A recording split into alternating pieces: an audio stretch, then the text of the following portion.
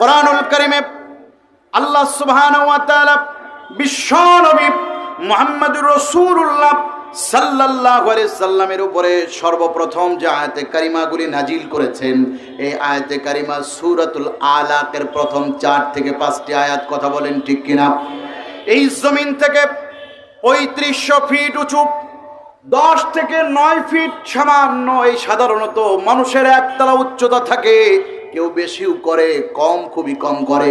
মজার ব্যাপার হলো যদি 10 তলা করে ভাগ দেন 3500 ফিটে 350 তলা উঁচু, এই 350 তলা উচ্চতায় ওঠার পর বিশ্বনবী যেখানে 40টা দিন অন্ধকারের ভিতরে ধ্যানে মগ্ন হয়ে আল্লাহর পক্ষ থেকে কোরআন নাজিল করেছেন, আল্লাহর কাছ থেকে কোরআন পেয়েছেন, সেখানে গেলাম, নামাজ আদায় করলাম, দিলটা ঠান্ডা হয়ে গেল। সুবহানাল্লাহ। এই বিশাল জায়গায় ইতিহাস রয়েছে, আমি ওদিকে যাব না। কোরআন নাজিল হয়েছে সূরা আলাকের অনেকগুলি আয়াতের প্রথম কিছু আয়াত নাজিল হলো, এরপরে আল্লাহ পাক আরো কিছু আয়াত প্রয়োজনে নাজিল করলেন, কিন্তু পূর্ণাঙ্গ একটি সূরা সর্বপ্রথম নাজিল হয়েছে, সেটা অন্য কোনো আয়াত বা অন্য কোনো সূরা নয়। এই সূরা সূরাতুল ফাতিহা, এটা আল্লাহ পাক নাজিল করেছেন পূর্ণাঙ্গ। জোরে বলেন সুবহানাল্লাহ। এই আয়াতে কারিমা নাজিল হওয়ার সময় হলো বিশ্বনবী মক্কি জীবনে আয়াতে কারিমা নাজিল হয়, এটা সঠিক, কিন্তু মুফাসসিরিন ইকরামরা বলেছেন এটা মদিনায় নাজিল হয়েছে। রাসূল পাক সাল্লাল্লাহু আলাইহি সাল্লাম মদিনাতে যখন বদরের যুদ্ধ করে ফিরে এসেছেন, আল্লাহ পাক তখন এই সূরাটি নাজিল করেছেন। শুধু তাই নয়, এই জন্য অনেকেই বলেছেন মাক্কি, অনেকেই বলেছেন মাদানী। মজার ব্যাপার হলো আমরা এটার উপরে অটল, মাক্কি এবং মাদানী দুটাই। কথা বলেন ঠিক কিনা? মজার ব্যাপার হলো বিশ্বনবী মুহাম্মদুর রাসূলুল্লাহ সাল্লাল্লাহু আলাইহি ওয়াসাল্লাম মক্কার জীবনে যেদিন প্রথম নাজিল হলো, আমার নবীজি একটা নির্জন এলাকার দিকে যাচ্ছেন, দুই দিক দিয়ে পাহাড় এসেছে আর মাঝখানে ঢালু একটা ছোট্ট এক পায়া রাস্তা। আমার নবীজি হেঁটে যাচ্ছেন, এমন সময় উপরের দিকে তাকাইছেন, কে যেন সুন্দর সুঠাম দেহের এক চেহারাওয়ালা মানুষ একটা স্বর্ণের চেয়ারের ভিতরে বসে আছে। চেয়ারটা স্বর্ণের যদি হয় আর মানুষটা যদি স্বর্ণের মতো হয়, দেখতে কেমন না লাগবে?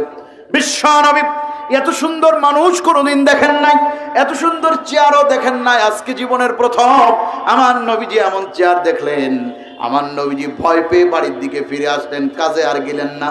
বাড়ির দিকে ফিরে আসার পরে আম্মা জান হযরতে খাদিজা ডেকে বললেন, ইয়া রাসূলুল্লাহ, আপনি কেন আপনার গন্তব্য থেকে আপনি আবার ফিরে আসলেন, কারণ কি? নবীজি বললেন, ও খাদিজা, আমি একটা এমন কারণের আমি সম্মুখীন হয়েছি, এমন জিনিস দেখছি। আমার নবীজির সহধর্মিনী কত আপন, কত প্রিয়, কত জ্ঞানী, কত জ্ঞান গর্বময়। আল্লাহ পাক তারে কত জ্ঞানী বানিয়েছেন, আল্লাহ পাক তারে কত গুণবতী, কত রূপবতী, কত জ্ঞানবতী বানিয়েছেন। আমার রাসূলুল্লাহর কলিজার টুকরা আমাদের মা উম্মাহাতুল মুমিনিন বললেন, চিন্তা করবেন না, আপনি আবার যান, দেখেন তো দেখতে পান নাকি। এভাবে বিশ্বনবী 3 বার গেলেন। হাদিস শরীফের মধ্যে আসছে আমার নবীজি 3 বার এটাই দেখতে পেলেন, ওই আকাশের ভিতরে জমিনের উপরে মাঝখানে একটা স্বর্ণের চেয়ারে সুন্দর এক ছোটাম দেহের এক লোক বসা। বিশ্বনবী ভয়ে থরথর করে কাঁপতেছেন, ফিরে আসলেন। আম্মা জান হযরতে খাদিজার কাছে বললেন, ও খাদিজা, এই ঘটনা আমি 3 বার দেখলাম। খাদিজা বললেন, রাসূল আপনি চিন্তা করবেন না, আমার আপন চাচাতো ভাই ওরাকা বিন নফল, যেই লোকটা আমাদের বিবাহে, আপনার আর আমার বিবাহ বন্ধনে আনন্দিত হয়ে খুশি হয়ে খরচ করেছিলেন আর তিনি খুতবা তেলাওয়াত করেছিলেন, ইনি আর কেউ নন, ইনি হলেন পূর্বের ধর্মগ্রন্থের একজন বড় পণ্ডিত আলেম। জোরে বলেন সুবহানাল্লাহ। চলেন তো তার কাছে যাই, কি সমাধান আছে। আমার নবীজিকে নিয়ে হাঁটতে হাঁটতে ওরাকা বিন নফলের কাছে গেলেন। ওরাকা বিন নফল রাসূলের চেহারা দেখে মিসকি মিসকি হাসলেন, কারণ হলো এই চেহারাটা আপনার যদি আল্লাহ পাক সন্তান দেয় না, 12 বছর অপেক্ষা করছেন, হঠাৎ করে সন্তানের সংবাদ আপনার কানে আসলো, একটা ছেলে হয়েছে, মেয়ে হয়েছে, বলেন তো দেখি কি আনন্দ না পাবেন। কেউ যদি না জানে, চেহারা দেখে বুঝবে, মনে হয় কোনো একটা জিনিস পাইছে। কথা বলেন ঠিক কিনা? মজার ব্যাপার হলো বেকার ছেলে খুব ঘোরাঘুরি করে, চাকরি হয় না, পরীক্ষা দিয়েছে, রিটেন দিয়েছে, ভাইবা দিয়েছে, হঠাৎ করে তারিখ এসেছে, পত্রিকার ভিতরে রোল নাম্বার দেয়া আছে, চাকরি হয়ে গেছে। বলেন তো দেখি কেমন শুকরিয়া আসতে পারে? আল্লাহু আকবার বলেন। ওয়ারাকা বিন নাফিলের কাছে গিয়ে ঘটনা খুলে বলা হলো। ওয়ারাকা বিন নাফিল বলছেন আল্লাহু আকবার বলেন, আরো জোরে। ওয়ারাকা বিন নাফিল বলছেন আল্লাহু আকবার। ওয়ারাকা বিন নাফিল শুকর গুজার করছেন, সুবহুন কুদ্দুসুন রব্বুনা ওয়া রব্বুন, জোরে বলেন আল্লাহু আকবার। সুবহুন কুদ্দুসুন, আল্লাহর প্রশংসা করছেন। ওয়ারাকা বিন নাফিল পূর্বের ধর্মগ্রন্থ মেনেছিলেন, ঈমান এনেছিলেন। ওয়ারাকা বিন নাফিল বললেন ভয় পাবেন না, ইনি আর কেউ নন, আপনার উপরে আজকে কোরআন নাজিল হবে। এতদিন যেমন নাজিল হয়েছে তার একটু ভিন্ন ধর্মী কোরআন নাজিল হবে, সম্ভবত আজকে সূরা ফাতিহা নাজিল হবে। আপনি যান সেখানে, তাড়াতাড়ি যান, আল্লাহর ফেরেশতা আপনার জন্য অপেক্ষা করতেছেন। চিল্লায় বলেন আল্লাহু আকবার। মুসলমানের কি আছে? এটাই তো সম্বল। আল্লাহু আকবার বলেন। আজকে পায়রা চত্বর থেকে আমাদের স্লোগান আমাদের আল্লাহ নিয়ে, কথা বলেন ঠিক কিনা? আমাদের রাজনীতি আমার আল্লাহ নিয়ে, আমার নবী নিয়ে, কোনো মানুষ নিয়ে না। আমরা আল্লাহ নবী ছাড়া কিছু বুঝি না, কথা বলেন ঠিক কিনা? চিল্লায় বলেন আল্লাহু আকবার, আওয়াজ দিয়ে বলেন আল্লাহু আকবার। আমার নবীজি আর দেরি না করে ওয়ারাকা বিন নাফিলের কাছ থেকে ফিরে আসলেন। ওই পাহাড়ের মধ্যবর্তী স্থানে যায় দেখলেন সেই লোকটা এখনো বসা। সুবহানাল্লাহ বলেন না? সুবহানাল্লাহ কি বলে দেওয়া লাগবে নাকি? মুখ ফুলে কি আসে না? আমরা যেই সূরাটা প্রতিদিন নামাজের মধ্যে পড়ি, সুবহানাল্লাহ। আমার নবীজি যাওয়ার সাথে সাথে ডাক দিয়ে বললেন, মুহাম্মদ পড়ো, আমি তোমার উপরে সাবুল মাসানি 7টি আয়াত নাজিল করতেছি আল্লাহর পক্ষ থেকে। আল্লাহ নবীর উপরে পূর্ণাঙ্গ একটি সূরা নাজিল হয়ে গেল। নবীজি কোরআন শরীফের এই সূরাটি বারবার পড়তেছিলেন, নিয়ে চলে এলেন মক্কা নগরীতে। আল্লাহ পাক রব্বুল আলামিন তাকে এত বড় একটা বরকত দিয়েছেন। মজার ব্যাপার হলো জিবরিল আমিন বললেন, রসুল আপনাকে আজকে 2টা নূরের সংবাদ দেব। পৃথিবীতে এত বরকতময় নূর কোন নবী পায় নাই, কোন পয়গম্বর পায় নাই, কোন রাসূল পান নাই, কেউ পান নাই, আপনি শুধু পাবেন। তার একটা হলো সূরাতুল ফাতিহা। জোরে বলেন আল্লাহু আকবার। আজকে দিচ্ছি সেটা হলো সূরা ফাতিহা। এরপরে আরেকটা নিয়ে আসবো, এই নূরের সংবাদ আজকেও দিয়ে যায়, সেটা হলো সূরা বাকারার শেষ কয়েকটা আয়াত। সুবহানাল্লাহ বলেন। আমরা তো এগুলো তেলাওয়াত করি না। রাসূল পাক সাল্লাল্লাহু আলাইহি ওয়াসাল্লাম এই সূরাটি নাজিল হওয়ার পর সাহাবায়ে কেরাম এই সূরা সম্পর্কে আলোচনা এনেছেন। তারা বলেছেন সূরাতুল ফাতিহা যদি কেউ 41 বার পড়ে, কয়বার? যে কোনো অসুস্থ রোগীর উপরে যদি ফুৎকার দেয়, ফু দেয়, আল্লাহ তাকে সুস্থ করে দিবেই দিবে। জোরে বলেন আল্লাহু আকবার। আমরা শুধু ওয়াজ শুনবো কিন্তু ফু তো কোনোদিন দিই না, খালি হুজুরের কাছে আনতে যাই। কি কোন? পড়েন না, বিশ্বাস করেন এই সূরাতুল ফাতিহা এটিকে আল্লাহ সুবহানাহু ওয়া তাআলা এমন বরকতময় করে বানিয়েছেন, সৃষ্টি দুনিয়াতে পাঠিয়েছেন, যেটা হলো পূর্বে যত কিতাব এসেছে, তাওরাত, জবুর, ইনজিল এবং অন্যান্য সহিফা, প্রত্যেকটা কিতাবের যত সারাংশ আল্লাহ এই সূরার মধ্যে দিয়েছেন। সুবহানাল্লাহ। আল্লাহ কোরআনে দিয়েছেন এবং কোরআনুল কারীমে আল্লাহ সুবহানাহু ওয়া তাআলা যত বরকত দিয়েছেন, যত আলোচনা দিয়েছেন, সব এই সূরা ফাতিহার মধ্যে দিয়েছেন। আপনারা ভাবতেছেন সূরা ফাতিহার তাফসীর এই আজকের দিনে শেষ হয়ে যাবে? কিয়ামত পর্যন্ত শেষ করতে পারবেন না। কোরআনের তাফসীর তো কেউ শেষ করতে পারে না। কোরআনের পাখি 52 বছর ধরে তাফসীর করেছেন, তারপরেও শেষ করতে পারে না। কথা বলেন ঠিক কিনা? কথা বলেন না কেন? ঠিক কিনা? এই কোরআনের তাফসীর শেষ করা সম্ভব নয়। সারা জীবন ধরে পড়বেন, কোরআনের মজা একবার শেষ করবেন, আবার আসবে, আরো মজা পাবেন, আরো নতুন বুদ্ধি পাবেন, আরো নতুন তাফসীর পাবেন। সুবহানাল্লাহ বিহামদি। এবার মদিনা মক্কাতে তায়েফ শহরে গেলাম।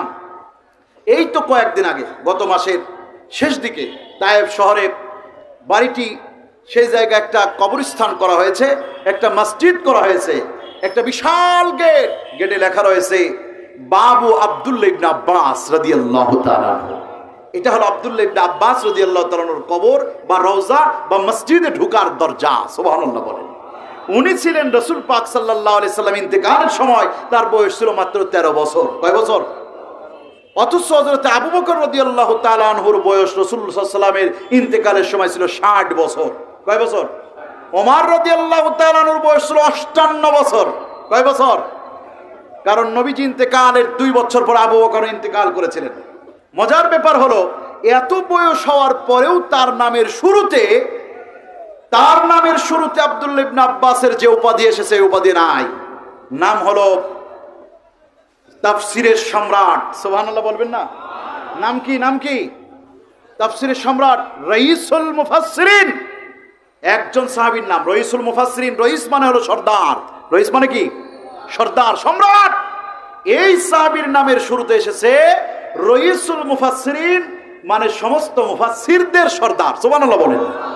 হযরত উমর ফারুক রাদিয়াল্লাহু তাআলা যখন বিচার করতেন, যখন আলোচনা করতেন, এক পাশে একটা ছোট্ট টুলের উপরে আব্দুল্লাহ ইবনে আব্বাসকে বসিয়ে রাখতেন। সুবহানাল্লাহ বলেন। একদিন সাহাবায়ে কেরামদের মধ্য থেকে আওয়াজ আসলো, উমর তুমি এই ছোট্ট বালককে কেন কাছে রাখো? হযরত উমর মিসকি মিসকি দুঃখের ভিতরে মিসকি মিসকি হাসলেন, আর দুঃখের হাসি হাসলেন, আর মন ভরে বললেন, আপনারা কি জানতে চান আমি এই ছোট্ট বালককে বাম পাশে কেন বসিয়ে রাখি? বললেন, হ্যাঁ এটাই জানতে চাই। এই সিক্রেট, এই গোপন রহস্য আমরা যেখানে আলোচনা করি, আমরা মুরব্বী সাহাবীরা ছাড়া কেউ থাকে না, সব সাহাবীর চান্স নাই এখানে, শুধু শুরা, এখানে শুধু আমিরদের চান্স। আমরা যারা তোমাকে পরামর্শ দেব ভিতরে তারাই শুধু বসি, তুমি এই ছোট্ট বালককে কেন আনো? হযরত ওমর রাদিয়াল্লাহু তাআলা বললেন, একটা আয়াত আপনাদের কাছে জিজ্ঞাসা করি, এই আয়াতের তাফসীর মর্ম অর্থ আপনারা বলুন। হযরত ওমর আয়াতে কারিমা তেলাওয়াত করলেন, সাহাবীদের সামনে বললেন, এই আয়াতে কারিমা তেলাওয়াত করার পর তো আপনারা এটা মর্ম অর্থ এবং তাফসীরটা বলবেন। সাহাবায়ে কেরাম চুপ হয়ে গেলেন, কেউ কথা বলছেন না। আল্লাহর নবীর কলিজার টুকরা হযরত ওমর বাম পাশে ছোট্ট বালককে আস্তে করে বললেন, আপনি একটু বলেন তো দেখি। ওই বালকের মুখ দিয়ে অনার্গল তাফসীর বের হয়ে গেল। উনি আর কেউ নন, রাসূলুল্লাহর আপন চাচা হযরত আব্বাস, তার কলিজার টুকরা সন্তান আব্দুল্লাহ, উনি হলেন আব্দুল্লাহ ইবনে আব্বাস। 13 বছর বয়সে রাসূল ইন্তেকাল করেছেন। নবীজির রওজার চারপাশে তাওয়াফ করার মতো ঘুরতেন আর বলতেন, এত তাড়াতাড়ি ফাঁকি দিয়ে চলে যাবেন বুঝতে পারি নাই। হযরত আম্মা জান আয়েশা বলতেন, কি বলো তুমি? আমি বলছি আমার চাচাতো ভাইকে বলতেছি যে এত তাড়াতাড়ি কিছু নেওয়ার আগেই চলে যাবেন, দেওয়ার আগেই চলে যাবেন, বুঝতে পারি না। যদি আগে বুঝতাম তাহলে এই রওজা, এই পাশে রিয়াজুল জান্নাত ছেড়ে যেতাম না। হযরতে আবু হুরায়রা বুঝেছেন, এই জন্য ব্যথা বন্ধ করে দিয়েছেন, খাওয়া দাওয়া বন্ধ, নবীর কাছেই বসে থাকেন, যে নবীজি যদি একটা চোখ ফেলে ওটাও যেন আমি দেখতে ভুল না করি, আমি ওই দিকেই তাকিয়ে থাকবো। সুবহানাল্লাহ। আব্দুল্লাহ ইবনে আব্বাস, যদি শুনেছেন মক্কার অমক নগরীতে একজন একটা হাদিস পারে, কোরআনের তাফসীর পড়ে, আব্দুল্লাহ ইবনে আব্বাস আর দেরি করেন নাই, সেখানেই চলে গেছেন।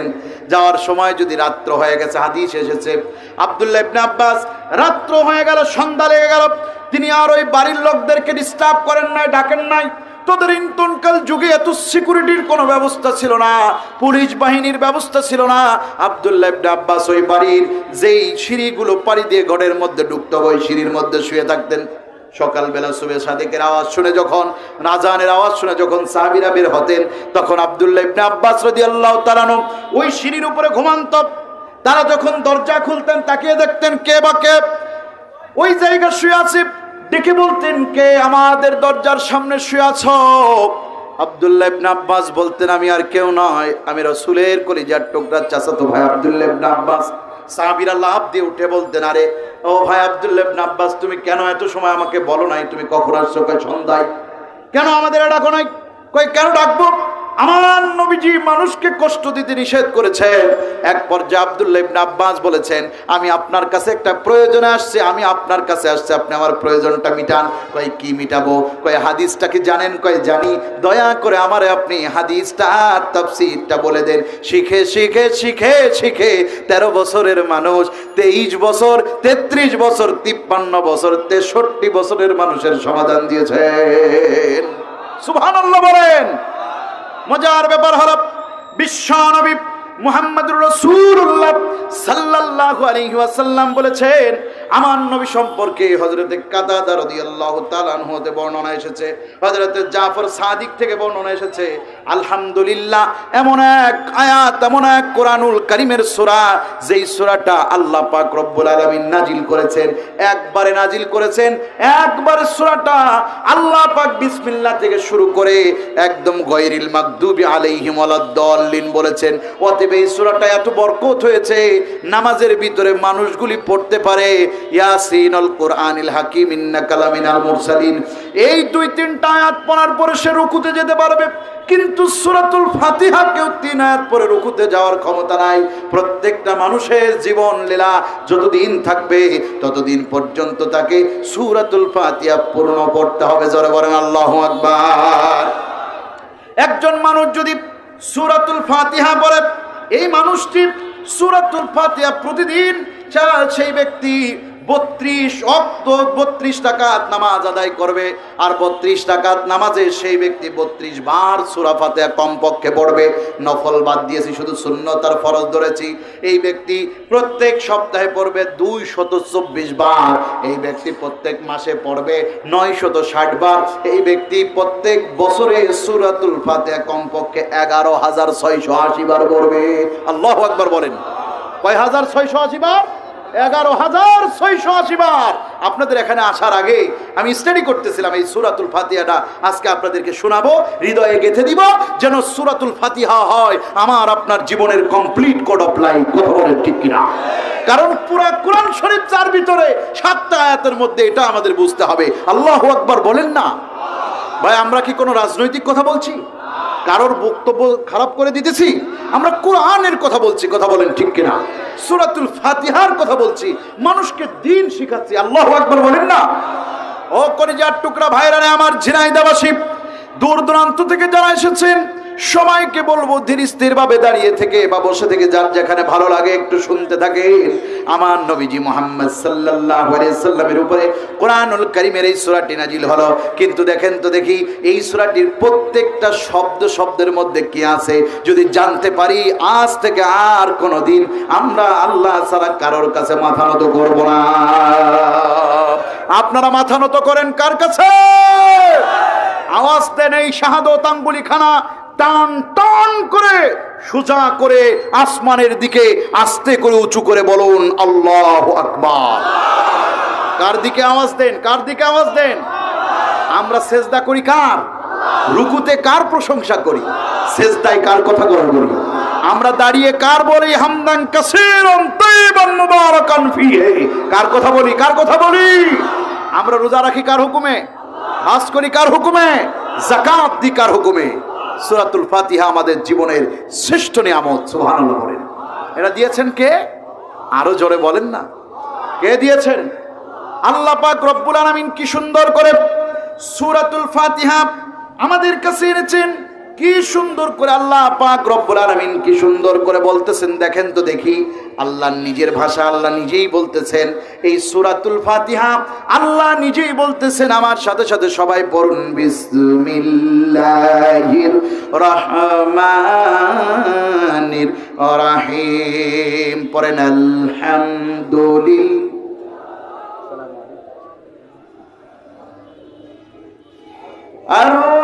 আর-রহমানির রহিম মালিকি ইয়াউমিদ্দিন।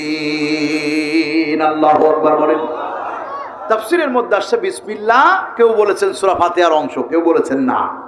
তো বিসমিল্লাহ প্রত্যেকটা সূরায় আসছে, বিসমিল্লাহ প্রত্যেক সূরায় আসছে, কিন্তু একটি সূরার মধ্যে প্রথমে আসে নাই। কোন সূরা সেটা বলেন তো? সূরাতুত তাওবা। সুবহানাল্লাহ বলেন না? আল্লাহ কত মহান, বান্দা ভুল করবে এটা আল্লাহ জানেন, এই জন্য আল্লাহ তাওবা দিয়েছেন। সুবহানাল্লাহ বলেন। আল্লাহ কত দরদি, কত দরদ। সুবহানাল্লাহ বিহামদি। ভাইরা, এই বিসমিল্লাহর পরে আল্লাহ প্রথমেই বলছেন আলহামদুলিল্লাহ। বলেন না আলহামদুলিল্লাহ? আরো জোরে বলেন। এই হাত দিয়েছেন কে? তার একটু হাতের জন্য প্রশংসা করি, বলি আলহামদুলিল্লাহ। আঙ্গুল দিয়েছেন কে? বলেন না আলহামদুলিল্লাহ। যদি হাত একটা না থাকতো কত কষ্ট করা লাগতো, এক হাত দিয়ে, বাম হাত দিয়ে সুস্তাম, বাম হাত দিয়ে খাইতাম।